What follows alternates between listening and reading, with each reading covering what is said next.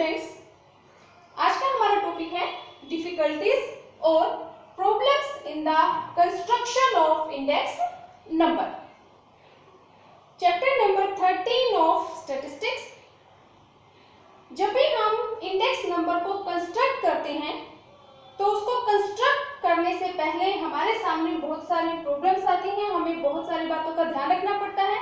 तो सबसे पहले जो प्रॉब्लम है वो हमारी है purpose of index number. Index number को कंस्ट्रक्ट करने से पहले उसको कंस्ट्रक्ट करने का ऑब्जेक्टिव पर्पस हमें क्लियर होना चाहिए, क्योंकि अगर हमारा ऑब्जेक्टिव क्लियर है तो हमारा इंडेक्स नंबर भी सही बनेगा।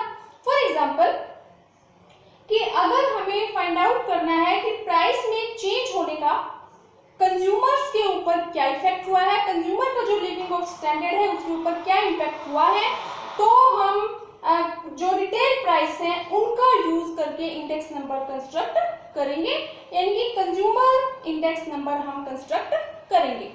लेकिन अगर हमें फाइंड आउट करना है कि प्राइस में चेंज होने का प्रोड्यूसर्स के ऊपर क्या इम्पैक्ट हुआ है, तो हम होलसेल प्राइस इंडेक्स का यूज करेंगे।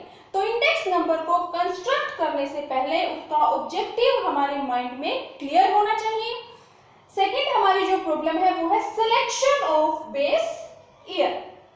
बेस ईयर वो ईयर होता है जिसके साथ हम अपने करंट ईयर की प्राइस या करंट ईयर के प्रोडक्शन या करंट ईयर की जो इनकम है उसका हम कंपैरिजन करते हैं।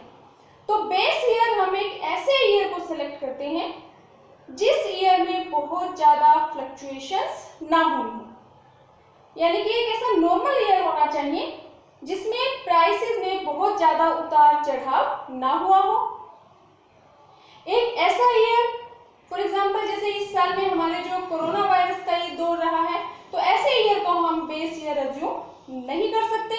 या किसी साल कहीं पे बहुत ज्यादा बाढ़ आई है या कहीं बहुत ज्यादा किसी दूसरी कंट्री के साथ लड़ाई हो रही है, तो उस ईयर को भी हम बेस ईयर सेलेक्ट नहीं कर सकते।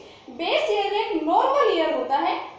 तो पहले हमारा 2004 और 5 हम बेस ईयर मानते थे, लेकिन अब हम 2011 और 12 को बेस ईयर मानते हैं और उस ईयर के साथ हम करंट ईयर के प्राइस या प्रोडक्शन और इनकम का कंपैरिजन करते हैं। नेक्स्ट हमारी जो प्रॉब्लम है वो है selection of goods and services. Index number construct करने के लिए गुड्स और सर्विसेज का सिलेक्शन करना पड़ता है कि हम कौन सी गुड्स और सर्विसेज को इंक्लूड करें, क्योंकि सभी गुड्स और सर्विसेज को इंक्लूड करना पॉसिबल नहीं है।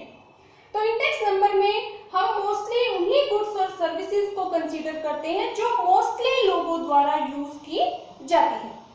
तो इंडेक्स नंबर में जब भी हम गुड्स और सर्विसेज का सिलेक्शन करते हैं तो हमें ध्यान रखना है कि गुड्स और सर्विसेज की जो संख्या है ना तो बहुत ज्यादा कम होनी चाहिए और ना ही बहुत ज्यादा, क्योंकि अगर गुड्स और सर्विसेज की संख्या बहुत ज्यादा कम है तो वो हमारी जो गुड्स हैं उनको सही तरीके से रिप्रेजेंट नहीं करेंगी, हमारा जो इंडेक्स नंबर है वो हमारा सही रिजल्ट शो नहीं करेगा। तो जो गुड्स और सर्विसेज का नंबर है, जो उनकी संख्या है वो ज्यादा होनी चाहिए, बहुत ज्यादा नहीं होनी चाहिए, लेकिन इतनी कम भी नहीं हो कि हमारा इंडेक्स नंबर है वो सही रिजल्ट शो ना कर सके। नेक्स्ट हमारी जो प्रॉब्लम है वो है selection of the prices of the goods and services. अब जो भी गुड्स और सर्विसेज हमने सेलेक्ट की हैं उनका हमें प्राइस सेलेक्ट करना होता है।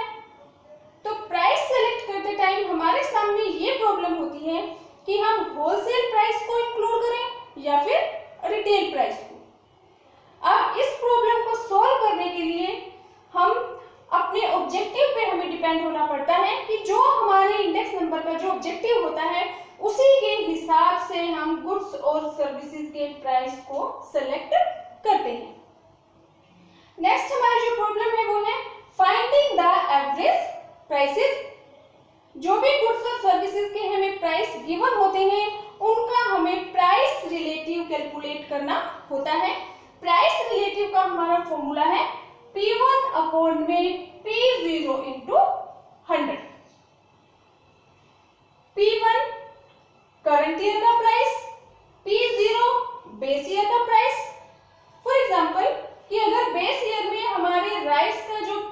प्राइस था वो था 10 रुपीज पर केजी, लेकिन करंट ईयर में राइस का जो प्राइस है वो हमारा है 20 रुपीज पर केजी। तो इसका प्राइस रिलेटिव हम कैलकुलेट करेंगे P1 यानी कि करंट ईयर का प्राइस 20 अपॉन P0 यानी कि बेस ईयर का जो प्राइस है 10 इंटू 100, तो ये हमारा आ गया 200। ऐसे ही जितनी भी गुड्स के जो या सर्विसेज के हमें प्राइस गिवन होते हैं सभी का हमें प्राइस रिलेटिव कैलकुलेट करना होता है। उसके बाद हम कंपैरिजन करते हैं कि जो हमारे बेस ईयर का प्राइस है उसको अगर हम 100 अज्यूम कर ले और अब का जो हमारा प्राइस इंडेक्स है वो हमारा 200 है, तो इनमें जो डिफरेंस है वो है 100 का, यानी कि जो हमारे प्राइस है उसमें 100% वो इंक्रीज हो गई है। नेक्स्ट हमारी जो प्रॉब्लम है वो है सिलेक्शन ऑफ वेट्स। जो भी गुड्स और सर्विसेज हमने सेलेक्ट की हैं हमें उनको वेट देना होता है। अगर सभी चीजें इक्वल इंपॉर्टेंस रखती हैं, हमारे लिए सारी की सारी जो गुड्स और सर्विसेज है वो सेम है, तो हमें वेट देने की कोई जरूरत नहीं है या सभी को इक्वल वेट दिया जा सकता है। लेकिन अगर जो गुड्स और सर्विसेज हैं वो अलग अलग वेटेज की हैं, कोई चीज हमारे लिए ज्यादा इंपॉर्टेंट है, कोई चीज हमारे लिए कम इंपॉर्टेंट है, तो जो चीज हमारे लिए ज्यादा इंपॉर्टेंट है उसको हम ज्यादा वेट देंगे, जो कम इंपॉर्टेंट है उसको कम वेट दिया जाएगा। और वेट देने के हमारे पास बहुत सारे मेथड्स हैं, Fisher method, Laspeyres method, पाशेज method, तो उसमें से हमें सेलेक्ट करना पड़ता है। नेक्स्ट हमारी जो डिफिकल्टी है वो है चॉइस ऑफ एवरेज, क्योंकि जो इंडेक्स नंबर है इसमें हमें एवरेज निकालना पड़ता है। जो भी गुड्स और सर्विसेज के जो प्राइस है उनका हम एवरेज फाइंड आउट करते हैं, और एवरेज फाइंड आउट करने के हमारे जो मेथड्स है वो हमारे arithmetic mean, harmonic mean, geometric mean, तो इनमें से हमें फाइंड आउट करना होता है कि हम कौन से मेथड का यूज करें। नेक्स्ट हमारी जो डिफिकल्टी है वो है selection of formula. Index number को कंस्ट्रक्ट करने के लिए और जो भी हमारे पास जो फॉर्मूले हैं वो हमारे हैं Laspeyres method, fishers method, बाउलेस method, तो जो भी मेथड हमारे पास है उसमें से हमें किसी एक को सेलेक्ट करना होता है, तो वो हम सेलेक्ट करेंगे तो हमारा इंडेक्स नंबर कंस्ट्रक्ट होगा। नेक्स्ट हमारा जो टॉपिक है वो है methods of constructing index number. Index number को कंस्ट्रक्ट करने के दो मेथड हैं, first simple index number and second weighted index number. Simple index number, simple index number का हम यूज करते हैं जब जो भी गुड्स और सर्विसेज हम यूज कर रहे हैं वो सारी की सारी हमारे लिए इक्वल इंपॉर्टेंट है। कोई भी गुड हमारे लिए ना कम इंपॉर्टेंट है ना ज्यादा इंपॉर्टेंट है, तो इस केस में जो भी गुड्स और सर्विसेज हैं उनको इक्वल इंपॉर्टेंस या इक्वल वेटेज दी जाती है। तो इस केस में हम सिंपल इंडेक्स नंबर का यूज करते हैं। वेटेड इंडेक्स नंबर, जब हमारी जो गुड्स और सर्विसेज हैं उसमें से कुछ गुड्स और सर्विसेज हमारे लिए ज्यादा इंपॉर्टेंट है और कुछ गुड्स और सर्विसेज हमारे लिए कम इंपॉर्टेंट है, तो जो गुड्स और सर्विसेज हमारे लिए ज्यादा इंपॉर्टेंट है उनको ज्यादा वेटेज दी जाती है, और जो गुड्स और सर्विसेज हमारे लिए कम इंपॉर्टेंट है उनको कम वेटेज दी जाती है। और वेट देने के बाद फिर हम इंडेक्स नंबर कंस्ट्रक्ट करते हैं। तो सिंपल इंडेक्स नंबर के आपके दो मेथड हैं, first simple aggregative method and second simple average of price relative. ऐसे ही जो वेटेड इंडेक्स नंबर है इसमें भी हमारा है, इसमें था सिंपल एग्रीगेटिव मेथड और वेटेड में सिंपल की जगह हमने यूज किया वेटेड एग्रीगेटिव मेथड। ऐसे ही हमारा जो सिंपल में मेथड है second simple average of price relative.